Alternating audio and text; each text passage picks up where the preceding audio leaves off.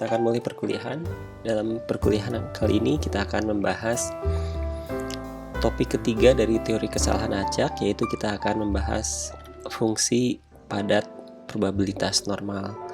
Atau apabila Anda mencari dalam textbook dinamakan sebagai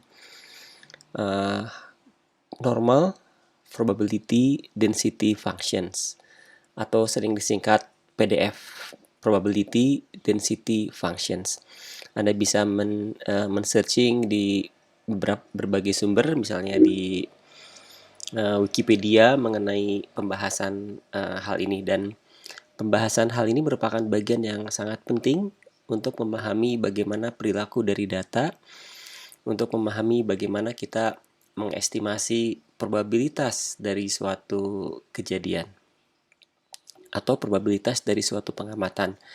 Dan ini merupakan fungsi distribusi yang paling penting di dalam statistik inferensial. Baik, saya akan teruskan pembahasannya. Ini adalah bentuk dari fungsi distribusi yang sangat populer dan digunakan di dalam banyak bidang di dalam statistik. Apabila Anda perhatikan fungsi distribusi ini, Anda bisa melihat bahwa ini adalah persamaannya.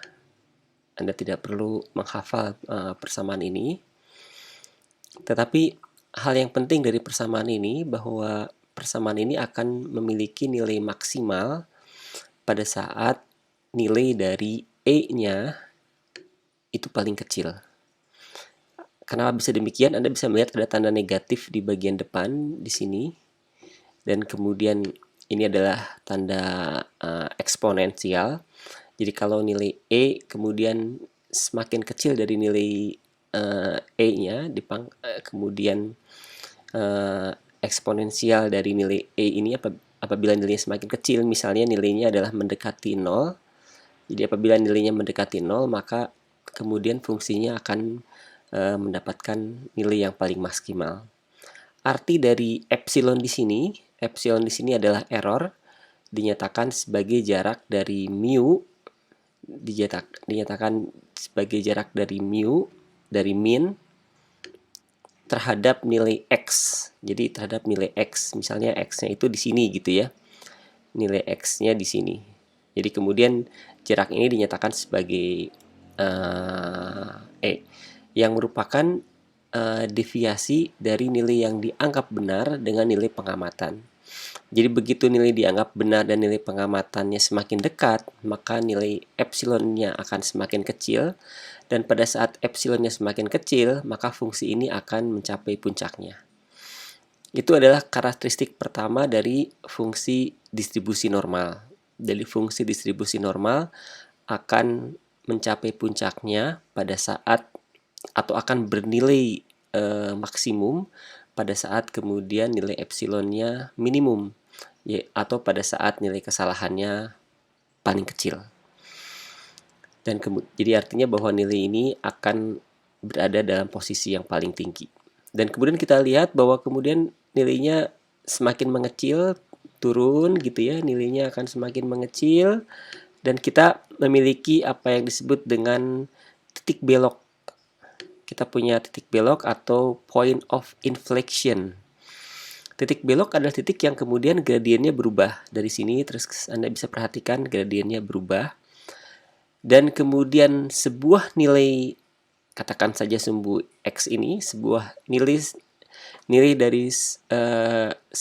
dari x, di mana kemudian merupakan titik belok atau inflection point, dinyatakan sebagai sigma atau standar deviasi dari distribusi tersebut. Jadi karakteristik kedua yaitu standar deviasi merupakan titik belok dari kurvanya.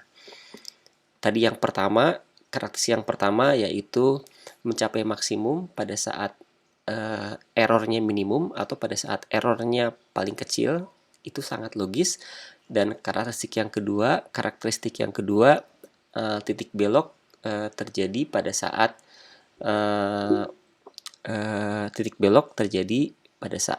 nilai sigma, yaitu nilai di mana yang menyatakan standar deviasi dari distribusinya. Itu adalah dua karakteristik penting dari distribusi normal.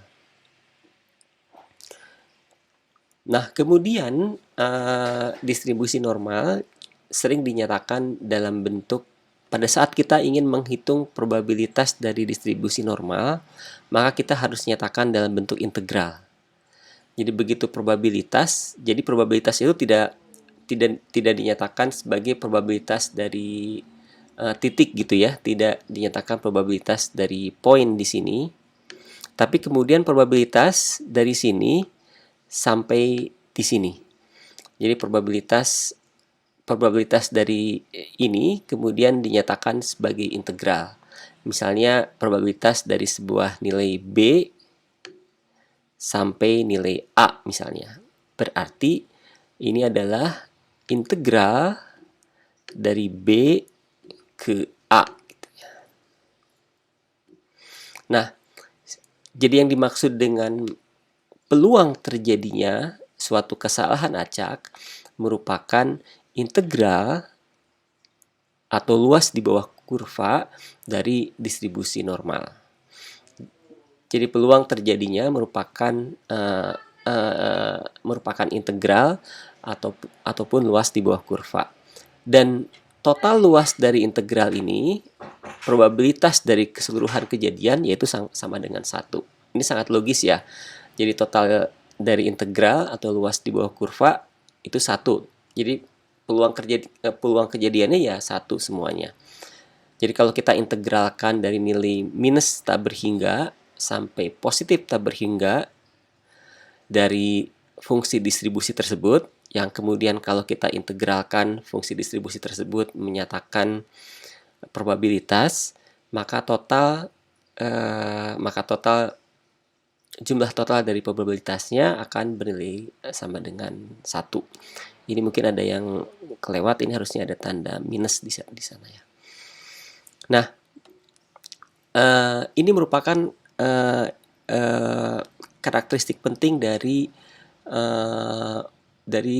fungsi distribusi. Jadi fungsi distribusi dibangun dari persamaan normal yang kemudian probabilitasnya didapatkan dinyatakan sebagai integral.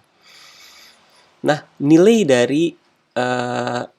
dari minus sigma sampai plus sigma, jadi kalau 1 sigma, min 1 sigma, dan positif 1 sigma, jadi ke kiri itu adalah min 1 sigma, kemudian yang ke kanan adalah positif 1 sigma, maka total probabilitasnya adalah 68,3% atau 0,683 gitu ya. Ini nanti akan saya jelaskan dari mana nilai 68,3% ini didapatkan. Mudah-mudahan Anda bisa memahami sampai di sini ya, hubungan antara fungsi distribusi dengan probabilitas. Jadi probabilitas adalah nilai integral atau luas di bawah kurva dari fungsi distribusi. Nah, ada karakteristik yang penting bahwa cerita dari fungsi distribusi ini, kalau Anda masih ingat dalam perkuliahan sebelumnya, itu didapatkan dari histogram. Jadi kita punya kaitan cerita antara histogram dengan fungsi distribusi. Jadi fungsi distribusi yang garis berwarna merah ini berhubungan erat dengan histogram di sini. Jadi kalau bagian tengah dari histogram, ini bagian tengah dari histogram yang sudah kita pernah buat dalam perkuliahan sebelumnya, kemudian dihubungkan, maka akan membentuk sebuah fungsi. Fungsinya apa? Tadi yang dijelaskan di awal. Fungsinya ya fungsi yang ini gitu ya. Jadi kemudian histogram ini apabila kemudian dinyatakan, kita buat misalnya kita smoothing gitu histogramnya, atau histogramnya kita buat sangat rapat sehingga kemudian bisa kita tarik nilai tengahnya dengan sangat halus, maka dia akan membentuk sebuah fungsi. Jadi fungsi ini tuh fungsi yang sangat baik sebetulnya dan sangat penting ya di dalam bidang statistik. karena data berperilaku seperti itu. Nah, jadi kemudian histogram-histogram tersebut ditarik menjadi sebuah fungsi, dan kemudian fungsi tersebut dinyatakan tadi fungsi distribusi normal. Begitu diintegralkan atau pada saat kita menghitung luas di bawah kurvanya, itu menyatakan nilai dari probabilitas kejadian dari suatu event, suatu data gitu ya. Nah, ada sebuah teori yang sangat menarik, yaitu Anda coba searching sendiri, yaitu Central Limit Theory. Jadi teori ini bercerita mengenai apabila kita mengambil data gitu ya, kita mengambil data sembarangan, dan pada saat kita mengambil data mungkin kita ngambil data hari ini gitu ya. Apa datanya? Misalnya Anda lempar dadu gitu ya hari ini. Kemudian Anda buat grafiknya. Bisa jadi grafiknya tidak normal. Tapi kalau misalnya besok Anda lempar dadu lagi, mungkin tidak normal lagi. Tapi kalau Anda sebulan lempar dadu, masing-masing hari tidak normal. Tapi begitu digabungkan, maka fungsinya bisa dipastikan terdistribusi secara normal. Itu maksud dari central limit theory. Jadi kalau kita mengambil data sebanyak mungkin, kita menggabungkan data yang terlihat tidak normal. Jadi kalau kita bikin histogram itu tidak persis di bagian tengahnya paling besar, tetapi apabila kita gabungkan data selama berhari-hari, berbulan-bulan, maka sampai mencapai suatu limit tertentu, datanya banyak sekali, maka dia akan memenuhi kaidah distribusi normal. Jadi itu dan itu indahnya statistik ya. Statistik menjelaskan kondisi di alam kita. Jadi alam kita terbentuk lewat sebuah proses yang diyakini bahwa penjelasan proses tersebut sangat simpel, sederhana. Bisa jadi terlihat rumit karena kita cuma melihat satu potongan cerita gitu ya. Tapi kalau kita gabungkan puzzle-puzzle tersebut, kemudian big pictures-nya itu akan indah. Big pictures-nya itu terlihat sederhana. Jadi Anda kalau misalnya, ya begitu pula lah kalau Anda lihat kehidupan Anda gitu ya, sampai berjuang, sampai selesai SMA, sampai berhasil kuliah di ITB gitu ya. Kalau lihat satu-satu potongan puzzle-nya itu, wah kompleks dan rumit, tapi begitu digabungkan, maka Anda akan melihat sebuah konsep central limit theory. Itu teori yang sangat baik ya, yang menjelaskan semua proses, banyak proses di alam kita. Baik, saya akan teruskan bahwa integral dari distribusi normal kemudian disebut dengan fungsi padat probabilitas normal atau probability normal probability density functions. Kalau Anda searching di internet untuk memahami hari ini, Anda bisa searching di Wikipedia atau Anda coba nonton YouTube di beberapa perkuliahan yang baik. Maka penjelasan ini tentu saja apa yang saya jelaskan sekarang itu bisa Anda dapatkan dari textbook ya, Adjustment Computations. Jadi Anda silahkan buka textbooknya, Anda bisa lihat di bab 3 ya. Apa yang sedang kita bahas sekarang itu ada di bab 3. Apa yang saya ambil sekarang, dan ini merupakan seperti Anda yang lihat, ada nama pembuat dari slide ini. Slide ini dibuat oleh Pak Dudi Darmawan. Itu diambil dari textbook kita, yaitu Adjustment Computations. Nah, jadi begitu fungsi distribusi normal, ini yang tadi ya, ini disebut fungsi distribusi normal, kemudian kita integralkan, maka kita mendapatkan fungsi density. Kita mendapatkan fungsi probability density. Jadi probability normal, probability density functions. Normal PDF, normal probability density functions. Misalnya kita ingin mendapatkan probabilitas dari sebuah nilai tab berhingga sampai nilai T. Probabilitas kesalahan dari nilai tab berhingga sampai nilai T.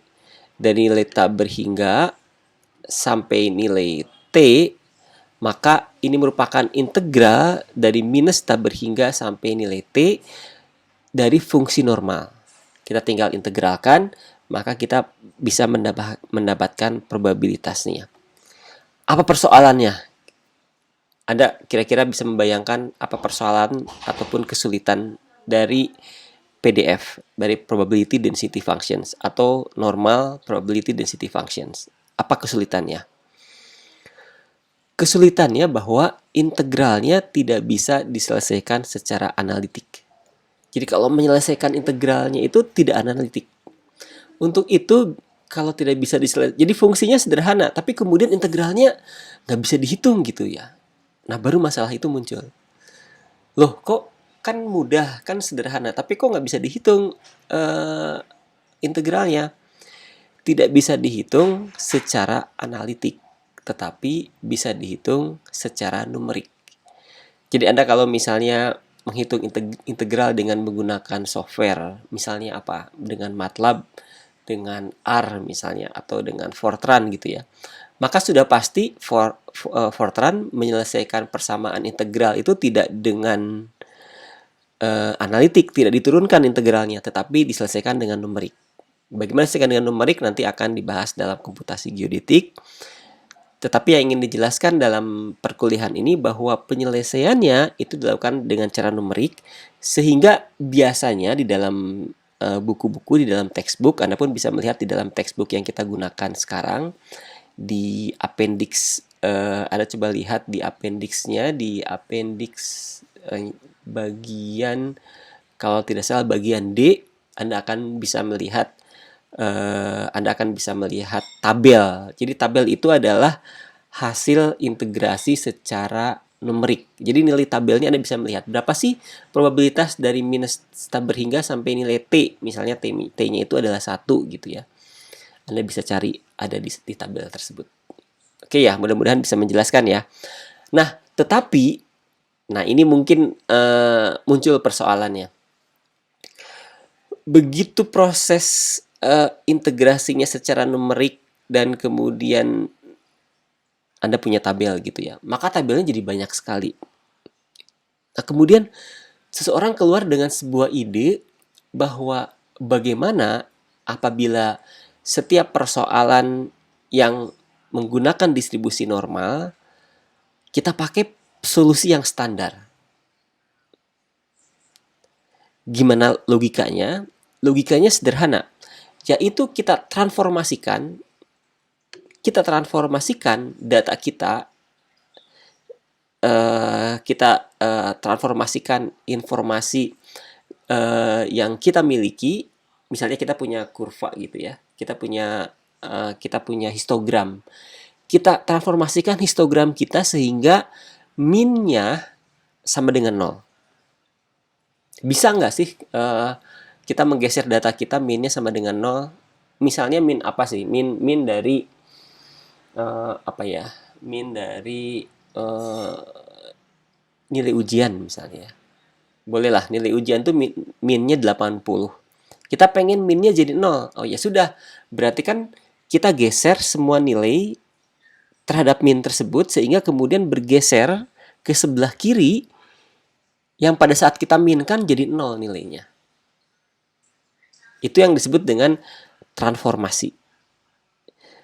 Apa yang ditransformasi? Yaitu probabilitas normal menjadi probabilitas normal yang standar. Standar itu apa artinya? Standar itu artinya adalah nilai min-nya sama dengan 0 yang tadi, dan ada yang kedua, yaitu kita harus mentransformasikan, nanti akan dibahas dalam perkuliahan minggu depan, kita harus mentransformasikan nilai sigmanya sama dengan 1. Jadi ada dua hal ini. Untuk jadi sebuah data probabilitas menjadi probabilitas normal yang standar, yaitu kita harus mengubah nilai min-nya dari sembarang min menjadi 0, dan kita harus mengubah dari sembarang standar deviasi menjadi 1. Maka kita mendapatkan fungsi padat probabilitas standar yang normal. Atau normal standardized probability density function, SNPDF. Standar normalized probability density functions. Jadi kemudian ada kata standar di situ. Apa yang distandarkan tadi ya, mean dan juga standar deviasi. Oke. Nah, kemudian dan kemudian nilai E-nya yang tadi berubah menjadi nilai Z gitu ya. Nilai E menjadi nilai Z dan kemudian probabilitasnya jadi probabilitas Z. Dan kemudian kita nanti jadi Z semua di sini. Ini yang disebut dengan fungsi padat probabilitas normal yang standar gitu ya. Oke ya, mudah-mudahan Anda tidak bingung dengan istilah-istilah ini. Baik. Nah, begitu sudah standar, maka solusinya menjadi sangat mudah karena pasti dihitung dengan numerik, tidak dengan analitik, dan kemudian bisa dibuat tabelnya. Anda bisa bikin tabel sendiri lah, tapi sebenarnya tabel ini bercerita proses perhitungan integralnya dengan cara analitik. Dengan cara numerik. Misalnya nilai T-nya itu, misalnya Anda punya nilai T itu ya.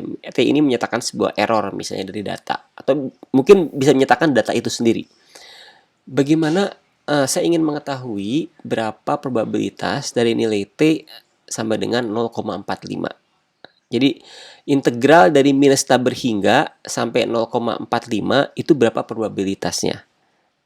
Jadi saya ingin mengetahui probabilitas dari nilai Z ini. Z-nya adalah 0,45. Berapa probabilitasnya? Atau NZ. N itu maksudnya normal yang standar untuk nilai 0,45 itu berapa sih probabilitasnya? Nah, maka caranya Anda lihat 0,45 di T ini. Di tabel, cara baca tabelnya ini 0,45. Lantas Anda ketemu nilai 6 di sini, maka 0,45 dapatnya, maka probabilitasnya adalah 0,67364 atau 67,4% gitu ya. Itu yang disebut. Jadi kemudian kita kembali ke yang tadi bahwa probabilitas adalah integral dari sebuah distribusi normal. Nah, kemudian agar menghitung integralnya gampang, dibuat standar. Begitu standar, maka bisa numerik, bisa dibikin tabel. Oke ya, mudah-mudahan ceritanya bisa Anda pahami. Nah, jadi kalau misalnya probabilitas dari nilai tab berhingga sampai nilai T, maka probabilitas T, karena minus tab berhingga ya, maka nilainya adalah NZ gitu ya. Anda tinggal lihat di tabel. Tetapi apabila di antara dua nilai, di antara B dan A, berarti kan sebenarnya Anda mengurangi probabilitas dari minus tab berhingga sampai B dikurangi probabilitas dari minus tab berhingga sampai A. Dapatnya jadinya yang di tengah gitu ya.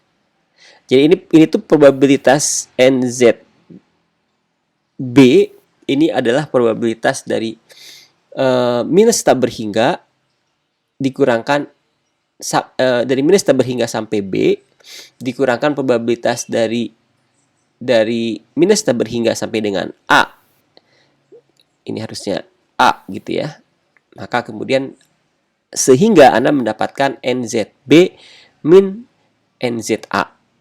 Kalau saya kembali ke tabel, misalnya berapa probabilitas T-nya misalnya, berapa probabilitas di antara 0,5 probabilitas di antara, jadi kita ganti ya, saya coba ganti ya, di antara 0,5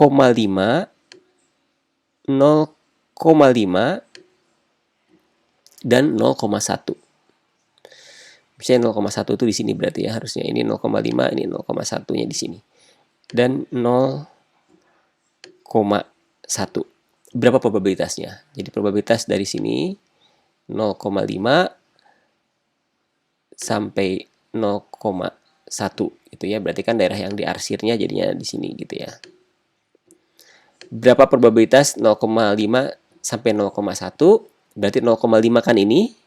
Probabilitasnya adalah 0,693 0,69146, 0,1 nilainya ini 0,53983. Anda tinggal kurangkan, maka kita bisa mendapatkan probabilitasnya gitu ya. Oke, nah ini yang penjelasan yang kedua. Tetapi kadangkala kita diminta untuk menjelaskan yang di sebelah kanan dan di sebelah kiri.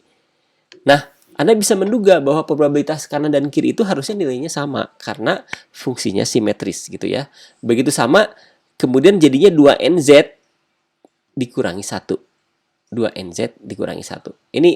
Ini sangat logis ya penjelasannya. Baik. Itu kemudian mengakhiri perkuliahan sesi 3 dan mungkin sebelum membuka tanya jawab, saya akan lanjutkan dulu dengan sesi yang keempat, dan ini sesi yang terakhir dari teori kesalahan acak. Dan nanti di bagian perkuliahan ini saya ingin menjelaskan bagaimana pemanfaatan teori kesalahan acak untuk data pengamatan di bidang geodesi dan geomatika ya. Ataupun sebenarnya bisa digunakan untuk bidang apapun. Jadi ini sangat powerful metodenya, digunakan untuk menganalisis normalitas dari sebuah data pengamatan. Baik, saya akan teruskan. Tadi di akhir dari perkuliahan, bagian ketiga, kita membahas probabilitas dari fungsi densitas yang normal ya. Dan kemudian apabila nilainya misalnya dari nilai B ke A, katakanlah A dan B ini sebenarnya nilainya sama T gitu ya, walaupun ini kayaknya nggak terlalu simetris ya, tapi harusnya maksudnya simetris. Jadi ini nilainya sama dengan T. Jadi ini adalah nilainya T, dan yang di sebelah kiri itu nilainya minus T gitu ya.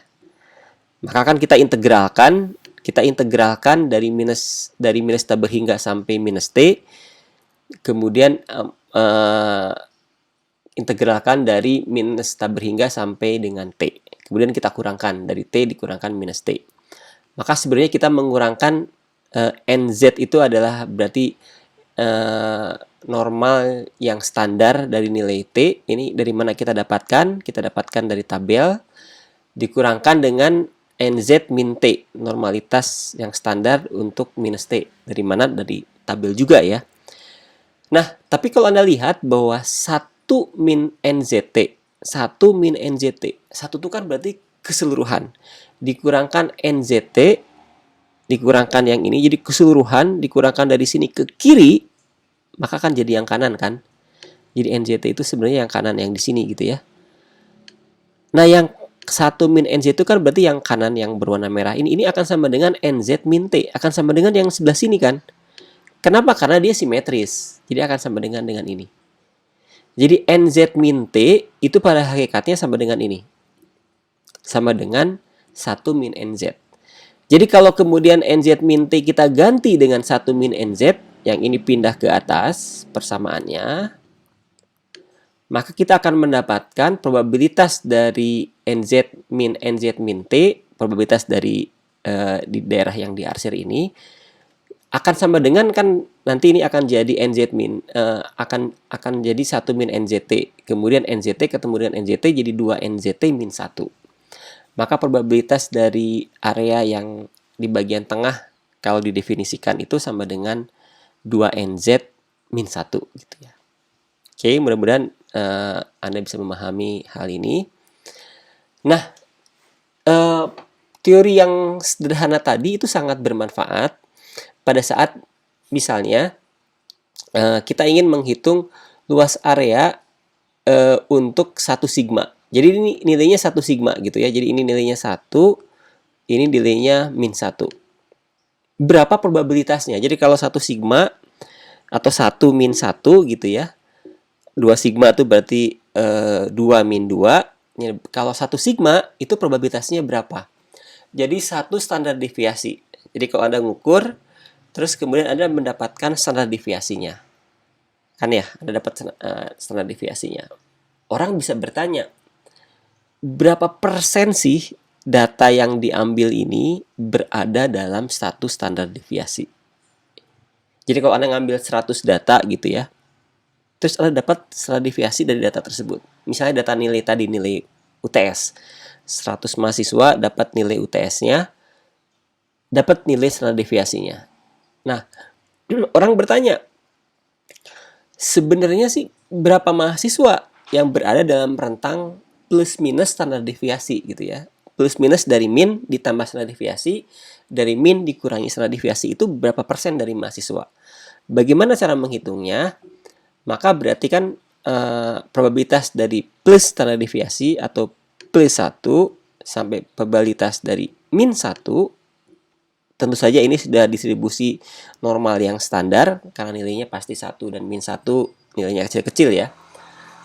Maka kemudian berarti kan menjadi NZ1 gitu ya, NZ1 dan min NZ min 1. Kita tinggal cari 1 itu dalam tabel berapa? Ini probabilitas dari 1, 1,0 berarti 0 di sini kan ya. Berarti nilainya adalah yang ini. Anda coba nanti terbiasa dengan tabelnya ya di appendix D di textbook. Nah, min 1 itu berarti yang di sini min 1,00 gitu ya. Berarti ini nilainya. Berarti jadinya 0,84134 dikurangi 0,15866. Nilainya adalah 0,68268 atau 68%.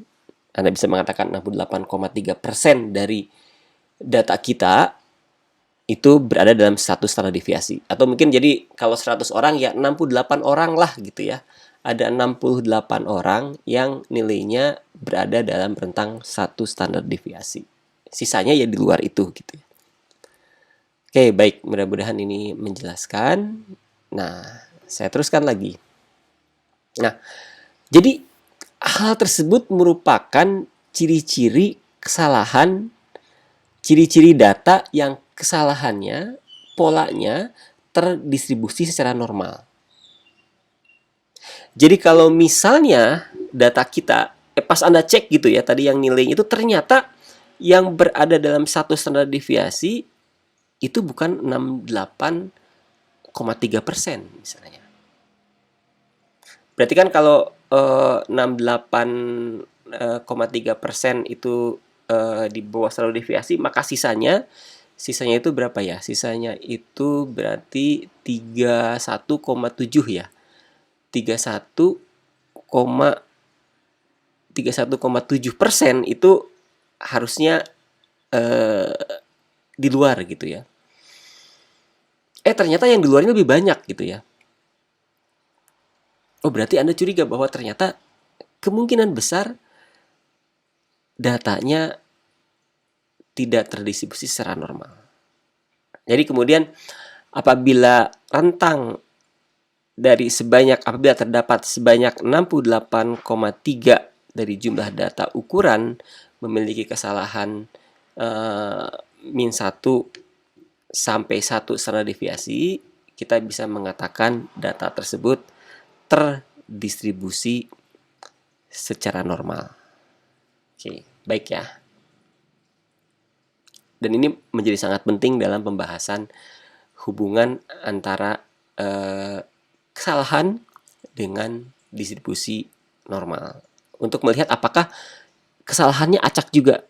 Apakah kesalahannya adalah acak gitu. Jangan-jangan kesalahannya tidak acak. Jangan-jangan masih ada kesalahan sistematis. Masih ada kesalahan blunder di situ. Jadi bisa jadi kemudian ada nilai yang di luar kewajaran gitu ya, nilai UTS UAS-nya terlalu kecil atau terlalu besar gitu ya, yang kemudian tidak memenuhi distribusi normal. Tidak memenuhi konsep dari distribusi normal. Baik. Dan kemudian konsepnya berkembang. Jadi kemudian tadi 2 NZ-1 yang tadi kita sudah turunkan sama-sama rumusnya. Orang mungkin bisa bertanya, kalau 50%, jadi dibalik ini, kalau 50% itu nilai T-nya berapa? Jadi kalau yang tadi kalau kita bicara semula dalam tabel, kita bicara berapa nilai T-nya kemudian dapat probabilitasnya gitu ya. Tapi bisa jadi kondisinya enggak gitu ya. Orang pengen nanya probabilitasnya 50%, maka berapa T-nya? Jadi dia pengen cari berapa sih nilai T di mana probabilitasnya adalah 50%. Nah, Anda bisa coba nanti coba sendiri exercise di tabel, maka nilai T-nya akan dinilai 0,6745. Jadi kemudian nilai T-nya adalah plus minus 0,6745 atau E50 atau probabilitas bernilai 50% itu ada pada nilai 0,6745 dari sigma. 0,6745 dari nilai sigma. Baik, saya akan teruskan lagi pembahasannya. Nah, kemudian kita mendapatkan beberapa konsep yang penting bahwa 50% dari kesalahan yang tadi 50% itu adalah 0,6745. Jadi 50% itu di sini ya, 50 kira-kira di sini. Oke, kira-kira di sini. Kemudian 90% itu adalah 1,650 sigma. Ini 90%, 1,650 sigma. 90% itu kira-kira di sini. Kemudian 95%, nah kita sering menggunakan 95% ini. Kita sering menggunakan 95% atau 1,96 sigma ya. Atau kadang-kadang orang mengatakan 2 sigma lah. Jadi kalau sering melihat dalam pekerjaan kesalahannya berapa? 95%, itu berarti sebenarnya 1,96 sigma. Berapa? 99, rentang error marginnya berapa? 99,7. Oh oke, berarti sebenarnya dia menggunakan 2,968 dari standar deviasi ya. Oke, baik. Saya akan teruskan kembali perkuliahan kita. Nah, ini bagian akhir dari perkuliahan, kita akan masuk ke dalam aplikasi. Nah, jadi ini contohnya, contoh dari aplikasinya dalam bidang kita. Jadi seandainya ada 50 data pengamatan, kemudian ini 50 gitu ya, ada orang 50, ini bisa apa ya, bisa sudut gitu ya. Disebutnya second portions, jadi sudut untuk nilai yang detiknya sebanyak 50 kali pembacaan. Kemudian ini harus dicek ini normal atau enggak gitu ya. Cara mencek normalnya itu pada 95%. Jadi dicek normalnya pada angka 95%. Untuk melihat ada kesalahan blunder atau enggak gitu ya. Untuk melihat apakah ada kesalahan yang blunder atau tidak. Nah, maka caranya kemudian dihitung nilai minnya. Dapat minnya ini nih. Dihitung min dari data yaitu 45,04. Jadi setelah dihitung semua, dijumlahkan, dibagi, Anda bisa cari cara menghitungnya. Ini mudah sekali. Setelah dihitung min, dihitung standar deviasinya. Standar deviasinya adalah 2,12, minnya 45,04. Jadi dapat min, dapat standar deviasi. Nah, untuk 95%, berarti kan 95% itu adalah 1,96. Anda mesti ingat ya. 95% itu kan ini. Itu adalah 1,96 dari sigma. Jadi 1,96 dari standar deviasi. Oke, kalau gitu kita kalikan. 1,96 dapat dari mana tadi yang tadi definisi dari 95%. Dikalikan dengan standar deviasinya dapatnya 4,16. Dapat nilainya 4,16. Jadi plus minus 4,16 detik. Oke. Nah, kemudian nilai min itu kita tambahkan dengan 4,16 dan nilai min kita kurangkan dengan 4,16. Jadi kan rentang kan ya.